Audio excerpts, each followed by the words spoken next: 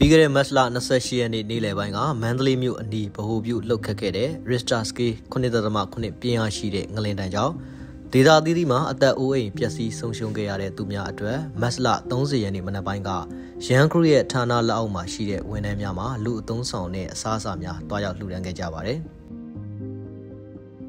အခုလိုငလင်ဘေးဒဏ်ကြောင့်ဒေသအသီးသီးမှာရှိတဲ့အသက်အိုးအိမ်အလုံးစုံပျက်စီးဆုံးရှုံးခဲ့ရတဲ့သူများအတွက်ငွေကျပ်သိန်းပေါင်း900ဝန်းကျင်ရှိတဲ့လူအသုံးဆောင်တဲ့အစားအစာများကိုရန်ကရုရဲ့ဌာနခွဲများဖြစ်ကြတဲ့ရန် Insurance, EFT, Unipay နဲ့ YTV Free to ရဲ့ဌာနမှဝန်ထမ်းများကတွားရောက်လှူဒါန်းခဲ့ကြပါတယ်။ငလင်ဘေးဒဏ်ကြောင့်ဒေသအသီးသီးမှာရှိတဲ့အသက်အိုးအိမ်အလုံးစုံပျက်စီးဆုံးရှုံးခဲ့ရတဲ့သူများအားအမြန်ဆုံးပြန်လည်ထူထောင်နိုင်ရန်တွားရောက်လှူဒါန်းကြမယ့်ရန်ကရုမှဝန်ထမ်းများကိုတာဝန်ရှိသူတို့မှအခုလိုပဲအမှားစကားပြောကြားခဲ့ပါတယ်။ဝန်ထမ်းများကိုမှာကြားချင်တာကတော့အခုကျွန်တော်တို့သွားမဲ့ခီးကငရင်ဘေးတန်တက်နေတဲ့ပြည်သူတွေကိုတွားရောက်ပြီးတော့လှူဒါန်းမှာဖြစ်ပါတယ်။အဲ့တော့သွားတဲ့လမ်းခီးတစ်လျှောက်မှာလည်းပဲကျွန်တော်တို့အန်ရကင်းကင်းရှင်းရှင်းနဲ့တော့သွားနိုင်ဖို့အတွက်လည်းပဲမှာကြားလိုပါတယ်။ပြီးတဲ့အခါမှာကျွန်တော်တို့ရတကယ်လိုအပ်နေတဲ့ပြည်သူတွေအတွက်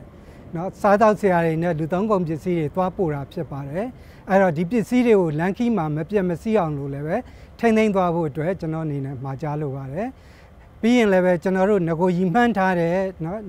နေရာအသီးသီးကိုရောက်ရှိအောင်လို့မျှ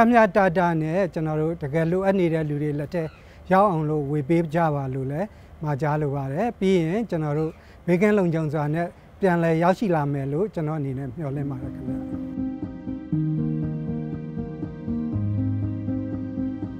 တနိုင်ငံလုံးငလင်ဘေးဒဏ်ကြောင့်တေဆုံးခဲ့ရသူစုစုပေါင်းက1644ဦး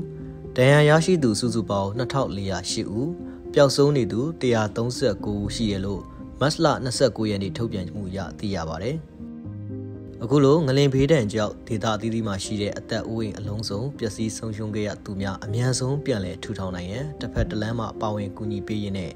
ဆုံးရှုံးမှုများလျော့နေပြီးတော့အသက်ဘေးအန္တရာယ်အများဆုံးကင်းဝေးကြပါစေလို့ရန်ကရုမှစုမုံကောင်းပြုလိုက်ပါတယ်ခင်ဗျာ။